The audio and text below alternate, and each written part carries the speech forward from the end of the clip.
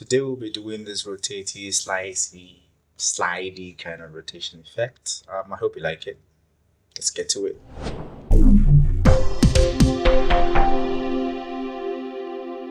Drag cross dissolve from the fusion transition section of your video transitions on the edit page in between your clip.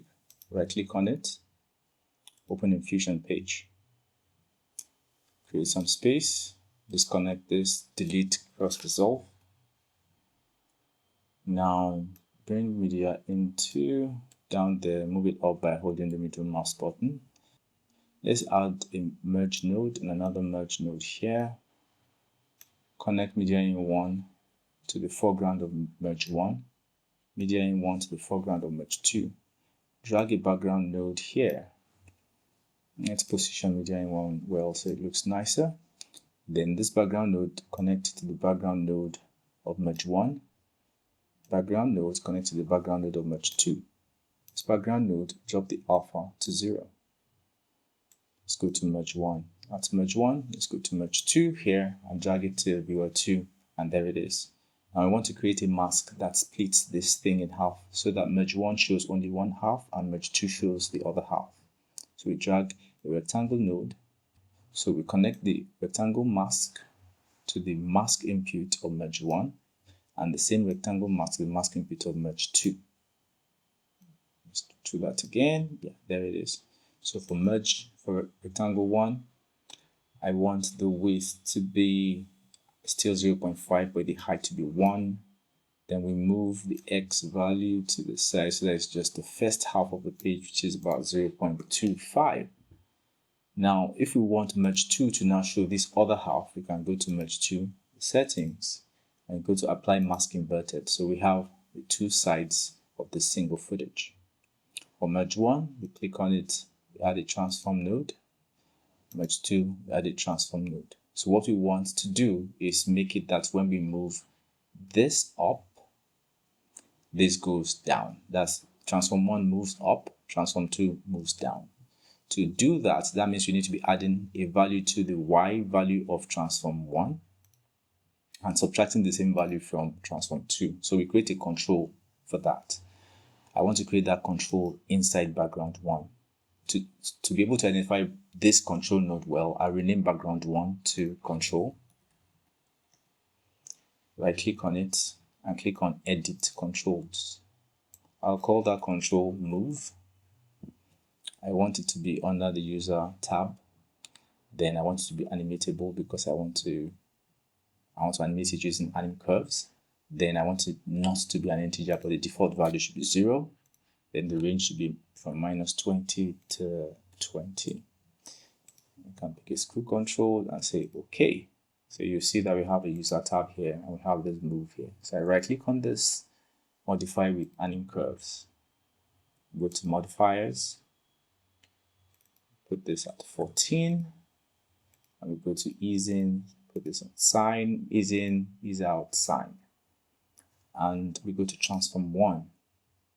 Right click on center, expression, then we say plus bracket control dot move divided by 10, close bracket. Transform 2, right click on it, modify with expression minus control dot move divided by 10, close bracket. Now the reason why we divide it by 10 is because this value, we say it's the full value for this is 1, and the control where we're coming from is from 0. From 0, if I move this forward a bit, you see it's from 0 to 20. So we need to divide it by 10 so that it will be the same range as the transform node. I hope that makes sense. So we go here, we drag a merge node here, connect transform 1 to foreground of merge 3, transform 2 to the background of merge 3, drag merge 3 to viewer 1, and then we play to see what we've done. And that's what we want to create. Stop, move it to the beginning, copy this whole thing, and paste it here.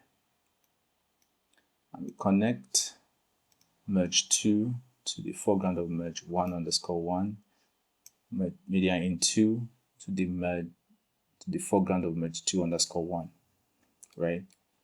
But we want a situation where if we drag this merge 3 to viewer 1 and merge 3 underscore 1 to, we don't want them to move the same. We want, as this one is moving, this comes in at the same time. So what we do is, to do this, we go to Control 1, go to modifiers, and we now put this as -14. So that way, if we now play it, so for the transition we want to create, this will have to be set to 10 and this one 10. We will see subsequently why. Then we go here, drag another merge node here, connect this to the foreground, connect this to the background. Let's drag this down a bit so that it's a bit distant. This can be in the middle. Yeah. So we have this. And we can drag this here and see what we've done so far. It's fine. So we move on. Now we create, for the one below here, this rectangle mask, we need to change it because of the way the transition is. It's not just this slight transition. We want to create it so that once it turns, this is in the right position. So we go to transform 1, set this angle to -90. Transform 1, set this angle to -90. Yes. Then we go to the rectangle mask, adjust the width. Let's drag this to here. Adjust the width to 1 and then the height to 0.5, and then we set this back to center. We put this on 0.25. We go here, we add a transform node. This all will make sense shortly. We go connect this to this transform node. This transform node, we right click on the angle, we modify with angle curves, we set this to 90, ease in to sine, ease out to sine, and we drag that to viewer 2. So if we play this, you'll see what we've done, and that's what we've done. But there are these blank spaces that are showing in the middle. To address that, we go to Controls, right click on Size, modify with angle curves. We increase this by 1, the offset to 1, and then we do a custom transition. We click here in the middle, custom easing, we click in the middle here, we drag it up. What we want is to be at the center at 0.5, and this should be at the upper part of it 1. This I want it to be 0. Click on this, Control A, and press F on the keyboard. This lower part, drag it to here, and this lower part here, drag it to here. And let's see what we've done.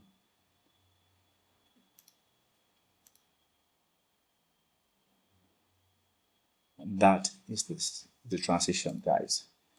So smoothen it up a bit, we drag a merge node here, connect transform 3 to the foreground of merge 5, drag another background node here, drop the alpha to 0, connect this to the background node of merge 5, go to merge 5, go to settings, go to motion blur. Added this merge node just for the motion blur.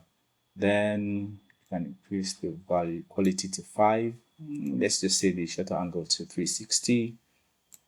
And then we drag that to viewer 2. Viewer 2, then we play it to see what we've done. It's a little slow because of the motion blur, but it's smoother, neater, slicker. Wait for it to play it up. This is a 2060 RTX laptop. I don't know. I'm trying. And see, very nice.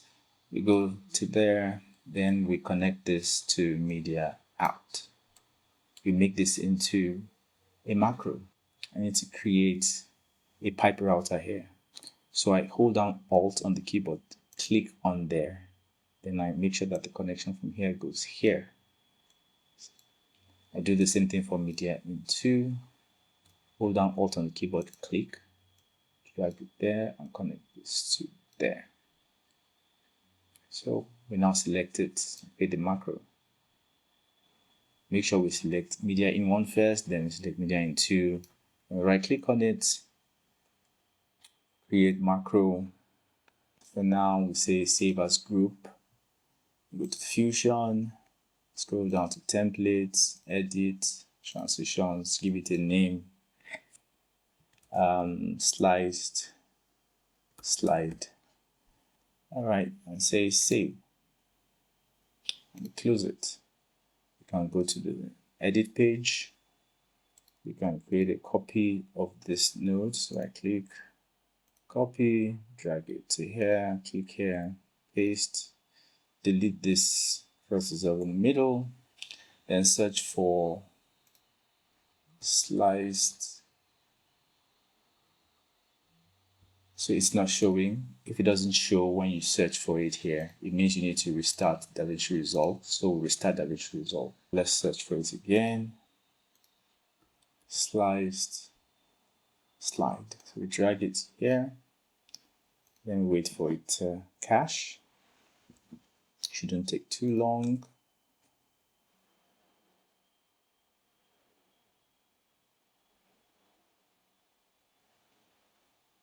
So let's play it now, which is really neat. Thanks for joining. Hope you learned a thing or two. Bye.